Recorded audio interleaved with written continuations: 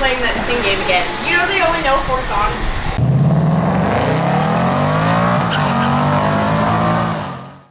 So we're gonna take off the whole tower. So you take off the wheel, and then there's this little brake line right here. It's just easier to take the clips off and get it out of the way so you don't damage it. Okay, so you're swapping this suspension over, which has lowering springs on it, onto that car, which is on stock suspension. Yes, this car has iBox sport lines, and then that one's on stock suspension. So now that we got the wheel off and we moved the brake line, you want to take the pad off. There's two 15 millimeters in the back, and you want to make sure that you loosen the bottom one, but you don't want to take it all the way out, because when you go to loosen the top one, you'll need the leverage to break the lock on it. And then we just take that out, and you can move this and lay it right over here out of the way. So the caliper will sit right back here. Right there. And you can put a jack stand up here too and hold it so it doesn't fall off, but you don't have to.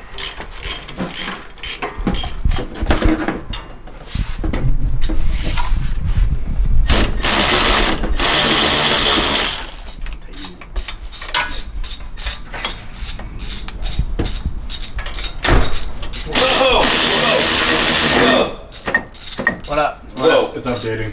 UFO. We have a UFO. Hold on.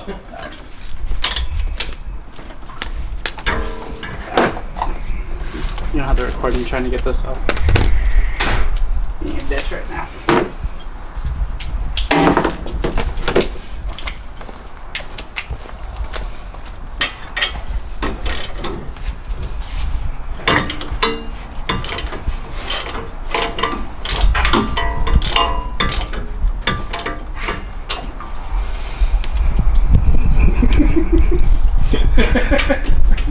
Cut. Z-Store baby boy. What? Where would we have put our black wheel chunks? Oh, the thick chunky one? The thick girl. Oh, there it goes. There it goes. Yeah, boo? Yep. Always good to see you. I think take this off just to make it easier. I appreciate it. To get to everything else.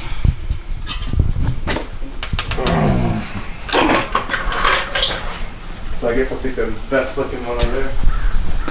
With the brake rotors. You only have to take the rotor and pads off and everything in the front. When the rear, you don't have to do that. So there's more room in the rear, or is it just because of the... You loosen the bolts and you just drop the whole cradle, so you don't really have to do that. You can pull the spring out from the back without even taking anything out. Okay, it's a different setup. The more you know, children. The more you know. Then you'll need a 17 millimeter ratchet wrench, and then you put that, there's a bolt in the back. You can take that 18 millimeter socket. You can take this out. You'll need a deep socket though.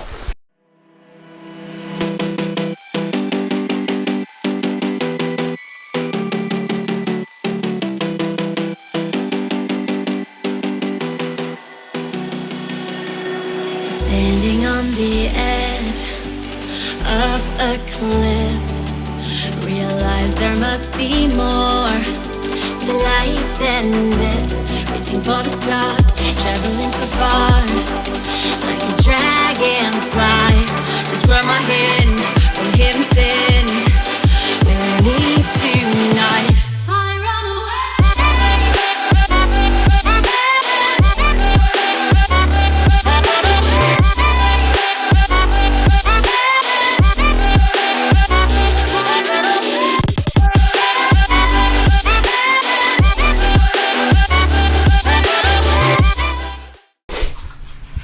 So on the rear end, when you're lowering the rear or swapping, in this instance, we're swapping a lowering kit to a car that's not lowered and a stock kit to a lowered car.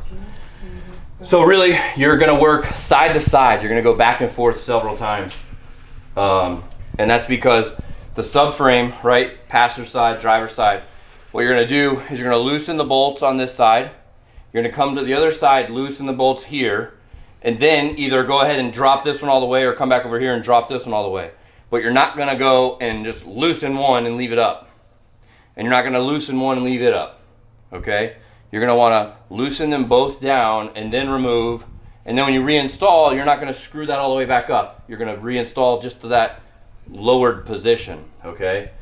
So the way you're gonna do that to lower the subframe is you've got the two 18s. If you've watched our Viking shocks install before, you've got the two 18s on top of the strut tower, or a shock tower. Then you've got a 13 millimeter that holds the brake line to the chassis here. Then you've got two 13 millimeters in the front that secure the factory cradle locator, I guess, because it's not really a lockout. The cradle locator to the chassis. So you got two 13 millimeters there. Then you've got a 21 millimeter here that attaches the subframe to the car. And then you've got a 21 millimeter here in the back that attaches the subframe to the car. The way I like to handle it is I like to take the two 21 millimeters on this side, loosen them. I like to go to the other side, take the two 21 millimeters, loosen them. Now the entire subframe cradle has dropped down about an inch, maybe 2 inches, and is resting on those four 21 millimeters. And my rule of thumb is if you pull them all the way out and screw them in 6 turns, there's enough threading that the subframe can actually rest on those 21 millimeter bolts and not put any stress or damage or anything like that. So I drop those two, come down, drop those two, come down. Now the subframe is resting on all four of those 21 millimeter bolts. Then I come and do the 13 millimeter brake line, the two 13 millimeters on the front, and the 18 millimeters on the shock tower. Once you've done the 13, the 18, and the two 13s on both sides, and all four are dangling, you pick whichever side you want to start on, and remove your two blue bolts, your two blue 21 millimeters. So we'll do that now, because that's basically where we're at currently. Is these are loose, this is loose, the 13s are loose, and we're currently resting the subframe on the two blue 21 millimeters. The other side is resting on the two blue 21 millimeters, and all of this is already removed as well. So for the back, I always rig up an extension with a swivel with my 21 millimeter. And we're just going to remove it. That The is. reason why I'm calling it blue is because it actually is blue. Yeah, it physically is blue. Okay. And then for the front, you don't need the extension. And if you're like me and you use an impact, which I highly suggest, it would be too long and it would actually bury itself on the concrete. So now, a couple tricks is. So that is the other one. It comes out with the factory cradle support. Now would be a great time to be doing vertical links or camber arms or cradle lockouts or Viking shocks, because when all of this is like this, it's really accessible, really easy. So if you're going to be doing lowering springs and you want to wait a few maybe weeks or months until you have the mod money to do all those other parts, I'd highly suggest it. But anyway, one of the tricks is always to, when you're getting ready to pull those blue 21 millimeters, make sure that you've got your jack underneath here, and you want it underneath the cup on the lower control arm where the spring goes in, okay? And what we're gonna do now is Zach is actually gonna begin lowering that for us. And as he lowers that, you'll see, I'll move the shock out of the way a little bit, the spring is actually removing from the locator on the body.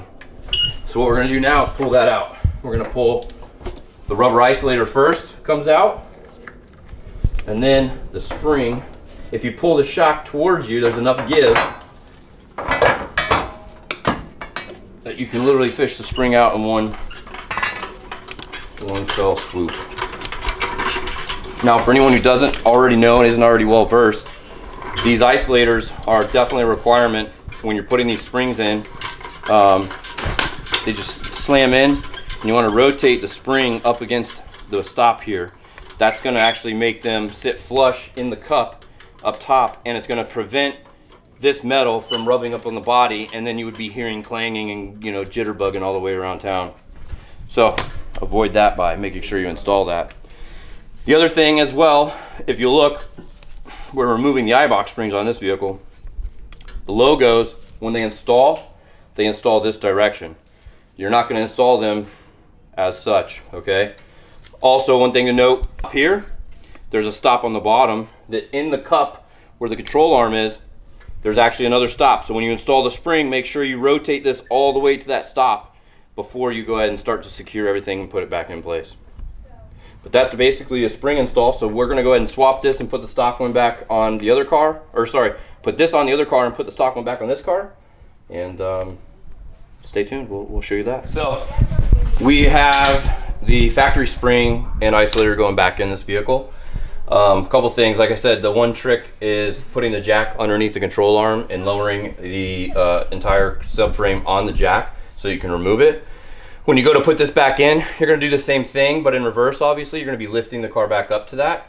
But one thing that you gotta be cognizant of, and if you don't have one, I suggest making sure you have something like this, especially if you're gonna be doing more than one of these installs. I use this.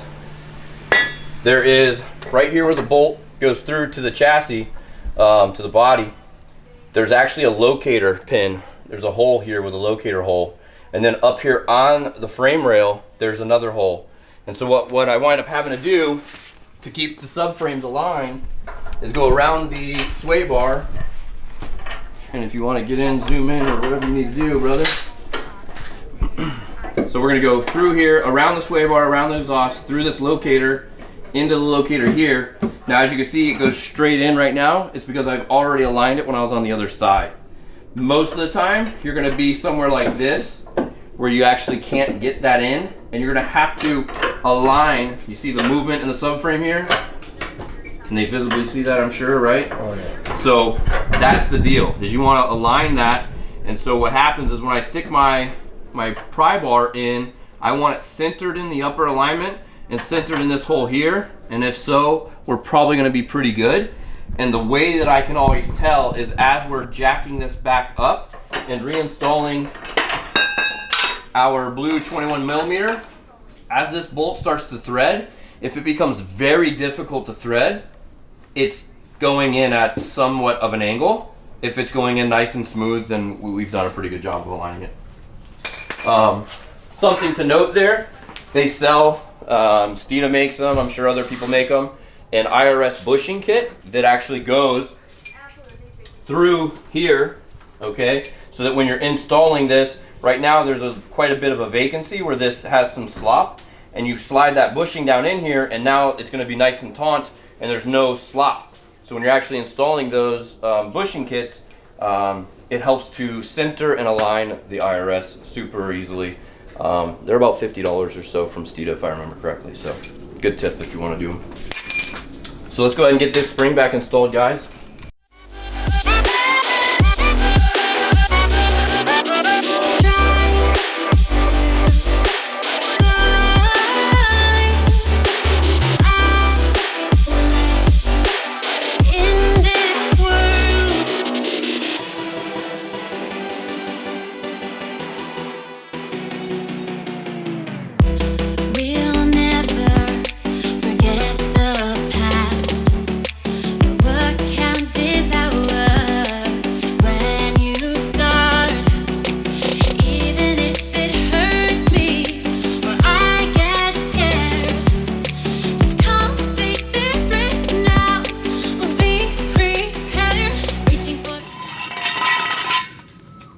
Down.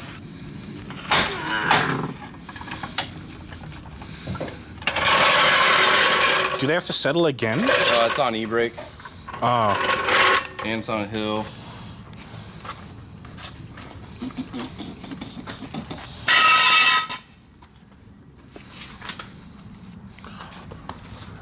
Yeah, because you have the same size wheels, right? I mean, you're still kind of tucking on your car.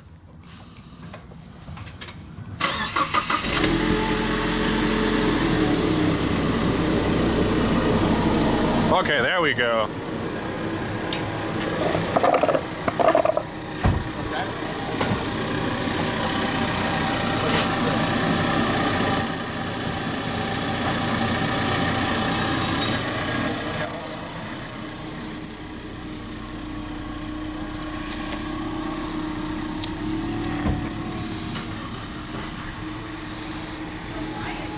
Oh, that is gross. Oh, that's a deep one too. No big deal.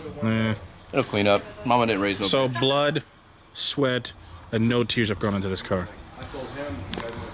But you can see it's almost tucking. And those are on the little ass 18s. Well, Put a real wheel on there. they'll be tucking. Yeah, for sure. So this is So that's iBox Sport Lines. Install typically takes, you know, 2.5, 3 hours. We did 2 cars today in like 4 hours, right? It's like 4:30. I think so. So yeah, we did 2 cars in basically 4 hours today. So with the full suspension swap, that pretty much went on here, that went on there. Yep. Yeah, so like I said, the couple things to, you know, be weary of is obviously it's always easier to work in a pair, you know, the buddy system, and you know, like the couple tricks that we talked about on the IRS with the alignment. So yeah, it's just really a couple little nuances that after you've done a few of them, it kind of just becomes standard fare. But the S550 is a really good car. Lowered, it looks amazing. We've done 4 of them this week, I think. So, but anyway, yeah, that's the finished product, and stay tuned. We'll have more to come next.